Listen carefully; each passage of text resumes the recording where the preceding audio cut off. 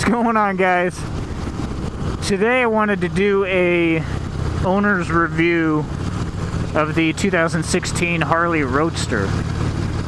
I have, let's see here, 5,800 miles on it, and I've had it probably a little over 2 months now. Overall, I really like this bike. I enjoy the hell out of it. There's not many things that come to mind when I think of negatives about it.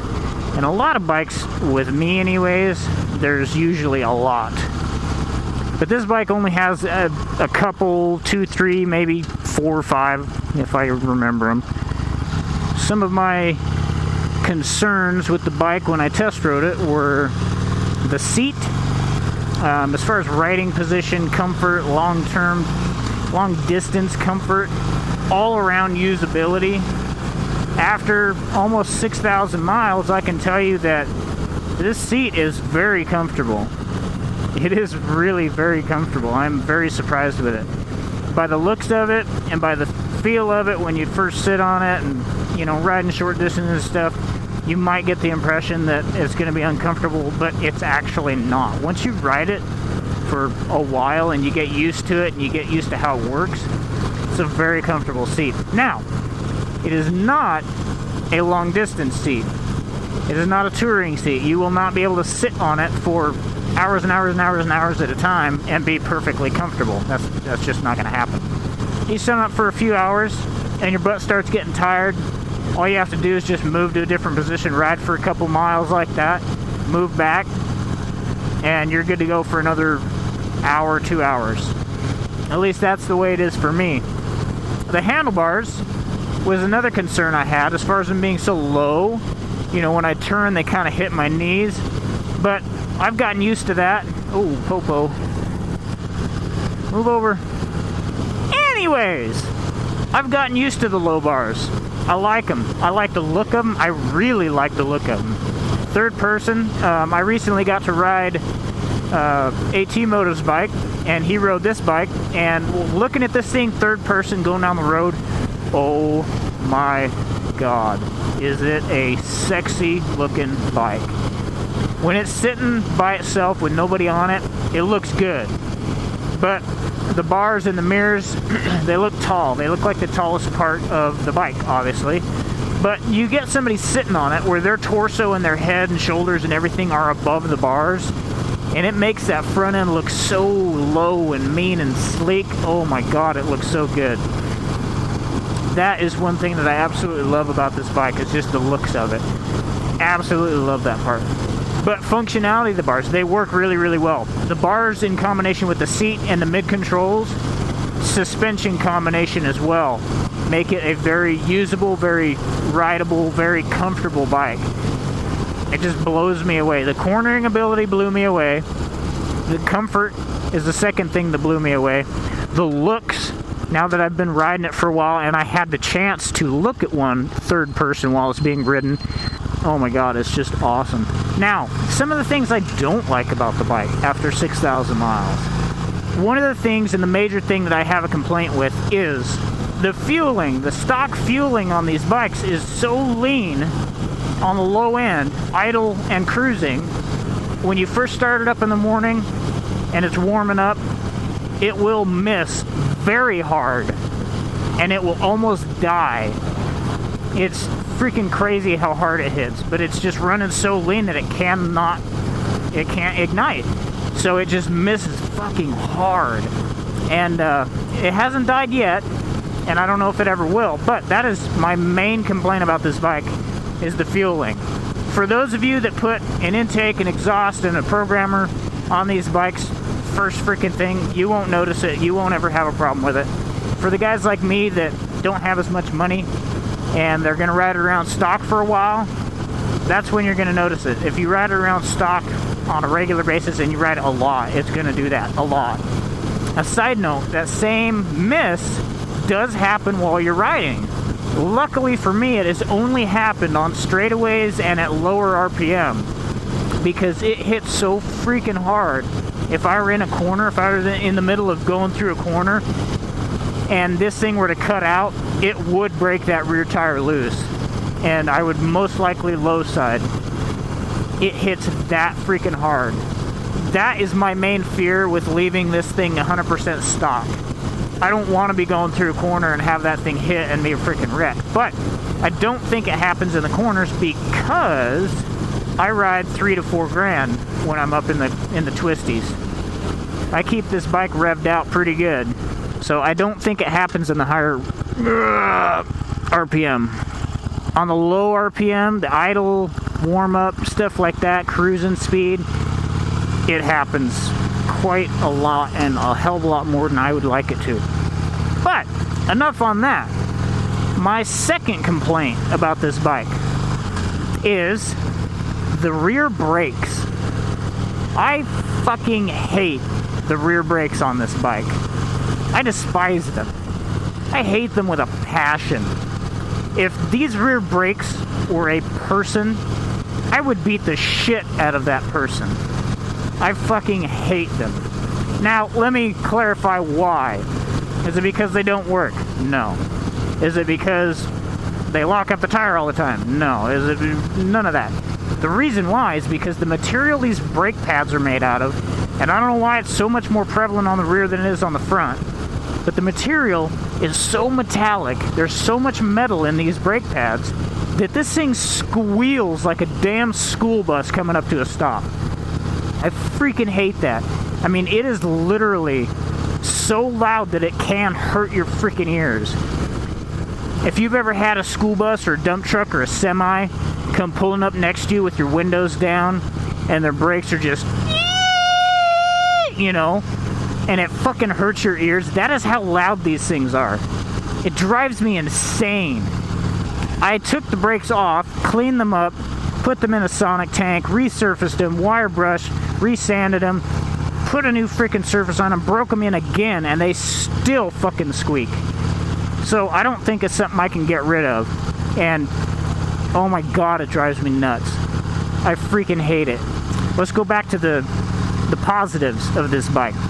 I absolutely love the headlight on this bike. And I'm not talking the look and the style. I'm talking the output. The beam pattern. The light on the ground when you're riding at night. I love this headlight. This single headlight puts out an immense amount of light onto the road. A tremendous amount of usable light. It's very easy on the eyes. There's not hot spots to blind you as you're riding down. The low beam is very usable. It has an extremely nice cutoff, so you don't blind people. You can have it adjusted properly, and it doesn't blind people. Woo! Go bling.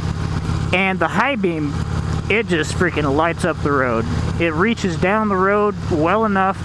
It does very, very well for a stock halogen headlamp. Very impressed with the headlight. Overall, this bike is fantastic. Fantastic. You are not going to get sport bike performance out of this. You're not going to get straight line performance. You're not going to get cornering performance. You're not going to get braking performance. You're not going to get a sport bike out of buying this Harley Roadster. It's not going to happen. The upgraded brakes, the upgraded suspension, the upgraded handling, the improved steering angle, all of these things add up to be a very nice handling machine, but they're nowhere near sport bike capable. That being said, it's still a great bike. If you're looking for a Harley but you want better handling, go with the Roadster. That's it. As far as I know, this is the best handling Harley that I've ever ridden, and also probably that they have, other than maybe the XR1200, but I'm talking current production. So now let's move on to some small little quirks about the bike that I don't like, but they're not deal breakers. One of the things is the dash, the gauge, this single gauge right here. I love the layout. I love the analog tach and the digital speedometer, digital readout, the gear indicator, all of that stuff. It's fantastic. I love it. Very clean, very usable.